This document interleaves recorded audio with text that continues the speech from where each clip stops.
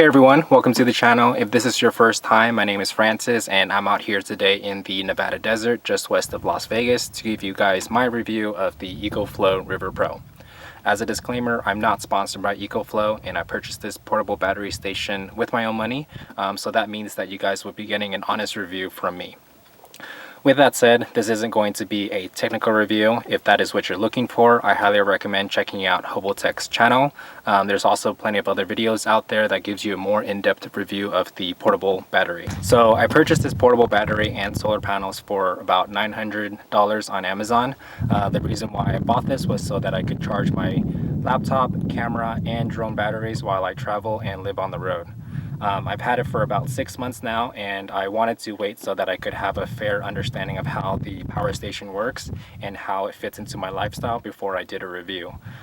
So why am I making this video? Well, I've had friends and family ask me how I stay powered up while I travel and work full-time on the road. So this video will be an answer to that, and it will showcase how I use both the portable battery and solar panel on a daily basis. So included in the box you get the portable battery station. You will also receive the solar panel MC4 charger with the XT60 connector. You'll also have the AC charging cable for the wall outlet, one charging cable for the car, and a DC cable, which I haven't found any use for, but included with the cords you'll also have the user manual and warranty, something that I do not have with me at this time. So going over the device, in the front you have the LED screen that shows you all the information you need to know, including the percentage of remaining battery life, the remaining time at the current draw, and the watts inputs and outputs. This alone far outbeats the competition in its price range, like the Jackery 500 and the Goal Zero 500, which only shows you the remaining percentage and watt inputs and outputs. I find it very impressive and super helpful to know the exact time the battery life will be completely empty or fully charged. So also on the front of the device you have one USB-C, two regular USB-A, one USB-A fast charge that outputs 18 watts I believe. You have a power button to power the unit. Over here on the left you have the flashlights with the switch for it, and over here on the right you have a DC charger with a switch for it as well. And one reason why I chose this power station over the other competitors was because of the USB-C. It outputs 100 watt, which is enough to power my MacBook Pro, and the USB-A over here outputs 18 watts, which is enough to power my phone.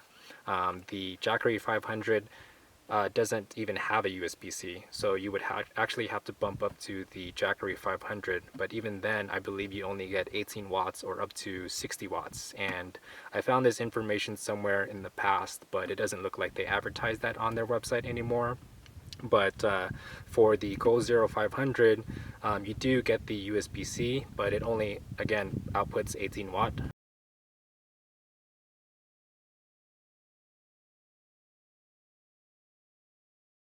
Which is only good for a small phone or maybe iPad.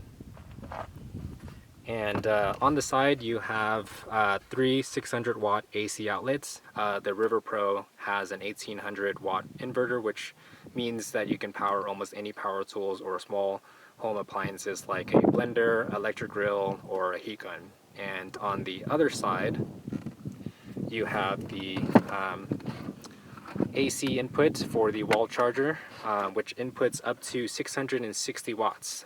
This is what really gives you that ability to charge your portable station really quickly.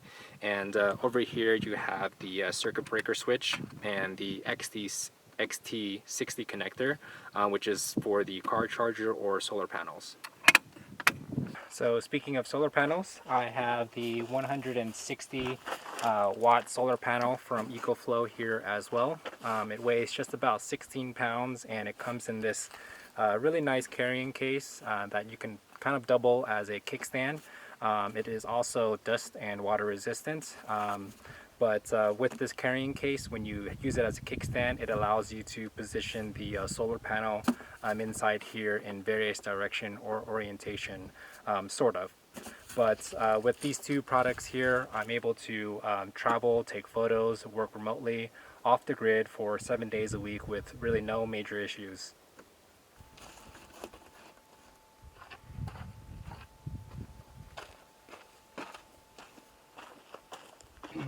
Alright, so right now I have all of my batteries being charged on the portable station here, and I also have my Dometic fridge plugged in. I have it plugged in the DC outlet here, but what I did was I went and bought this splitter for the DC charger, because I also have the WeBoost cell signal booster attached on my vehicle there, in order for me to get Wi-Fi and mobile hotspot. So I have it plugged into one of it here, and then I have the Dometic fridge plugged in on the other one, and it goes into the one DC outlet over here. And right now I also have my work laptop plugged into the USB-C that outputs 100 watts.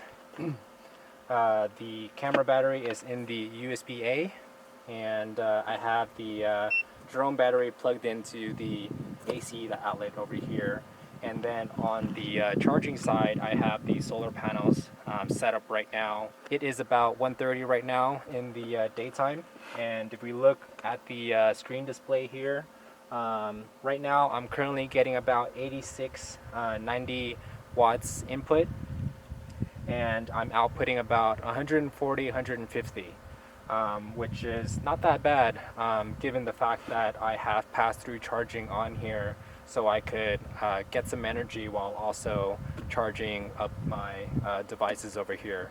But typically on the work week, 5 days a week, I only have my laptop charged in here whenever it's low, and then when it gets closer to the week, I will charge up my batteries for my camera. So I don't normally have everything like this set up, but I do have the fridge plugged in here pretty much 100%, as well as the WeBoost. And for the WeBoost, we do have a switch over here, so I can turn it on or off whenever I'm needing to use it. But yeah, that is pretty much my setup for now. Now I'm going to be showing you guys some of the things that I like about the power station and some of the things that I don't like. So the first thing that I like about the EcoFlow River Pro is that it's compact and lightweight. In just about 17 pounds, I can easily store it behind the Dometic fridge in the back and take it out of the vehicle when I need to. It also has a big handle, which at first I did not like because I like the idea that I could stack things on it, but it's probably not a good idea to do so since I might be putting stuff on top of it. It could probably break. It is made out of hard plastic, but being that it is lightweight, it's probably best to keep it on top of things rather than under. The handle also acts as a great way to channel a bike chain that I have attached to the vehicle, so that I could have everything locked up to prevent any theft. The next thing that I like about the power station is the LED screen. I like it because it has a lot of information on it. Not only does it display the input and output wattages, but it also displays the exact remaining time of the current draw. This helps out a lot because I can take it to the coffee shop and have it charged on the wall and know exactly how long I'll be in there before it's fully charged.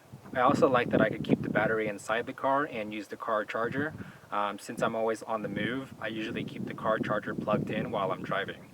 With that combination of this and the solar panel, the battery never really gets below 15%, and if I'm driving for a couple of hours, I usually find the battery fully charged at 100% by the next destination.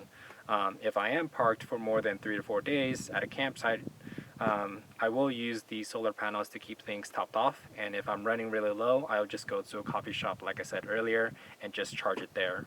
And based on the price range, the River Pro gets a lot more watt hours than its competitors. The Jackery 500 only gets 518 watt hours, while the Goal Zero only gets 505 watt hours. In addition to that, the USB-C gives me a whopping 100 watts, while the Goal Zero only gives you like 60, and the Jackery 500 is pretty much non-existent. So the EcoFlow River Pro also comes with pass-through charging, and that's pretty much a must for me. I know the other competitors have that as well. It should be standard, but before I purchased this River Pro, I had a portable battery station from Rockpals, and it did not have pass-through charging.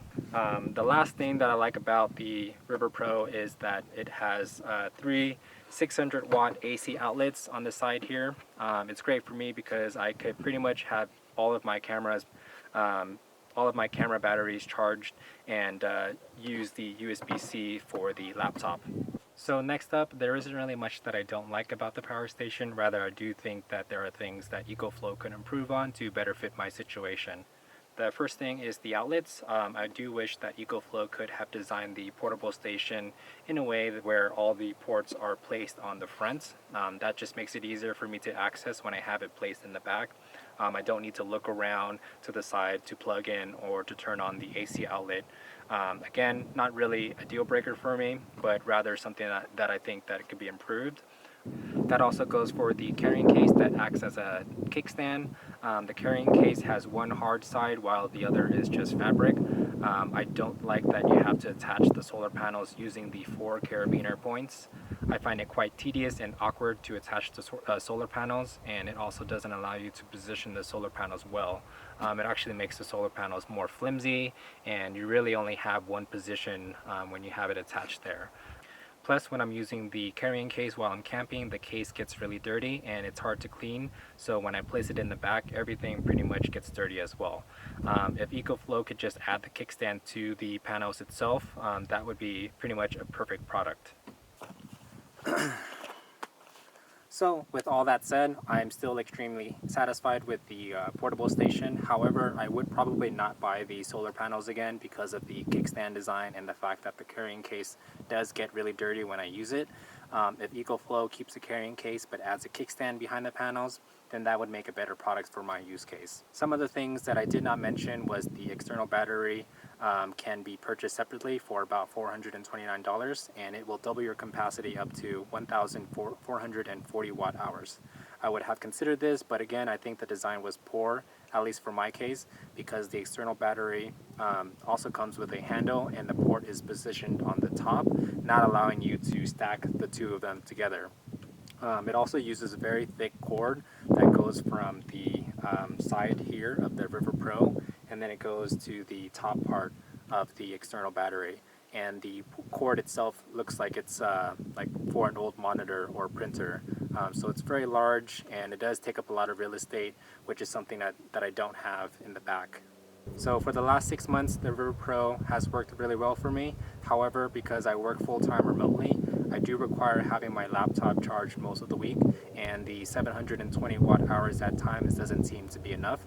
Therefore, I have considered upgrading to the Delta 1300, which nearly doubles the capacity of the River Pro without having to get the external battery. For someone who only camps on the weekends or only uses it 3 to 4 days of the week, I do believe the River Pro is efficient enough. So if you're someone like that, I would highly recommend the River Pro for you.